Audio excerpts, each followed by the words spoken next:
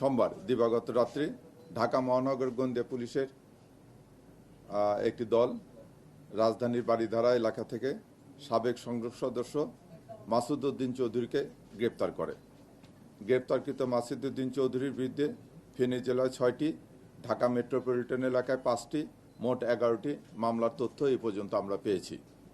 এর মধ্যে ফেনী জেলায় 3টি মামলা বিচারাধীন এবং সেই বিচারাধীন থাকা অবস্থায় উনি পলাতক থাকায় ওনার বিরুদ্ধে আদালত কর্তৃক গ্রেপ্তারি পরোয়ানা ইস্যু করা হয়েছে।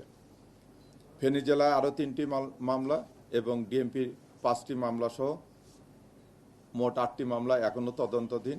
এছাড়াও ওনার বিরুদ্ধে দুর্নীতি দমন কমিশনে এবং সিআরডিতে একাধিক অভিযোগ বর্তমানে তদন্তাধীন রয়েছে।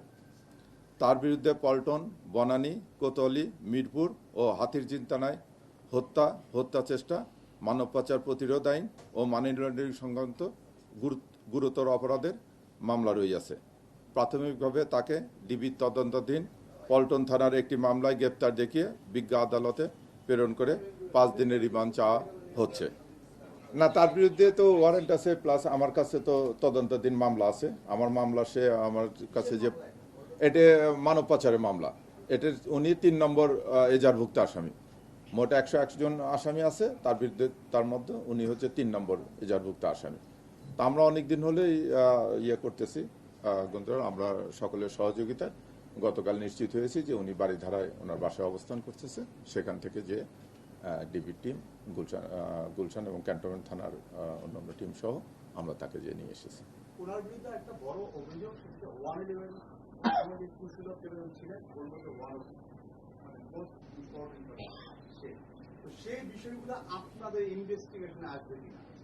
না, আমরা যে পার্টিকুলার, আমরা তো ধরেন তদন্ত করি, আমাদের যে পার্টিকুলার মামলা হয় সেই মামলার বিষয়ে মামলার ওনার সংশ্লিষ্টতা কতটুকু ততটুকু আমরা নিয়ে এসে থেকে।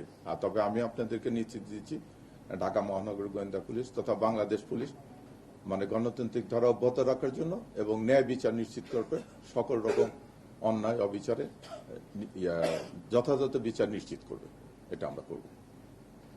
সরকার পতনের পর তো অনেকে দেশ ছেড়ে পালিয়ে গেছে, তো তিনি তো দেশেই ছিলেন, ওনার সাথে কিন্তু কমক্রমে জিজ্ঞাসাবাদ অবশ্যই কিছু তথ্য পাওয়া গেছে কিনা, উনি দেশে যাওয়ার চেষ্টা করেন? না, এর আগেও আমরা একাধিকবার ওনাকে গ্রেপ্তারের প্রচেষ্টা নিয়েছি, ওনাকে কিন্তু পাওয়া যায়নি। আমরা এর আগেও কয়েকবার নিয়েছি তাকে। আমরা তো যেহেতু আমাদের মামলাগুলো, এগুলো তো জানেন আপনি যে সাম্প্রতিককালের মামলা না, এগুলো তো অনেক আগেকার মামলা। এমন না যে আমরা সাম্প্রতিককালের মামলা রুজু করেছি। এগুলো সব মামলা এবং এগুলো সব কোনোটাই পুলিশ বাদী না, এগুলো তো ম্যাক্সিমাম পাবলিক বাদী হয়ে মামলা করেছে। এগুলো তো অনেক পুরাতন। আমরা অনেকদিন হলে ওনাকে খুঁজতেছি। আর ওয়ারেন্টের আসামি তো সে, তার বিরুদ্ধে তো 3টা আদালত কর্তৃক সে পলাতক থাকায় আদালত কর্তৃক তার বিরুদ্ধে তো ওয়ারেন্ট ইস্যু হয়েছে।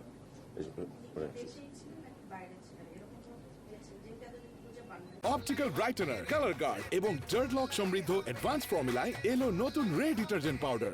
উনি বললো যে উনি দেশে ছিলেন, পলাতক ছিলেন। শফিক ভাই, ওনার বিরুদ্ধে যে অভিযোগ, মানব পাচারের অভিযোগ, তার মানে হচ্ছে এখানে অনেক টাকা পয়সার অভিযোগ আছে।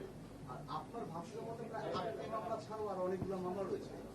ওনার বিরুদ্ধে আসলে কত টাকার উনি মালিক হয়েছেন বা অবৈধ মালিক? এটা আপনি জানেন যে এটা মানি লন্ডারিং মামলা হয়েছে সিআইডিতে, ওনারা দেখতেছে, প্লাস দুদকও এটা নিয়ে একটা অনুসন্ধান চালাচ্ছে। এই জিনিসটা ওনারা দেখতে পারবেন।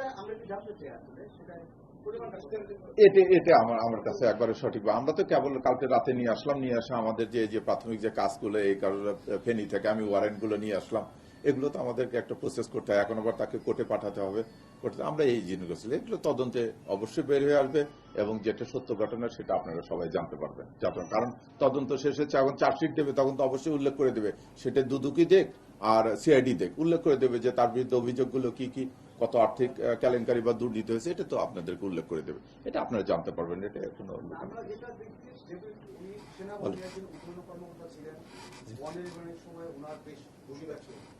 এই ক্ষেত্রে আসলে আমরা অনেকে দেখছি যে ওই বাহিনীর কারণে অনেককে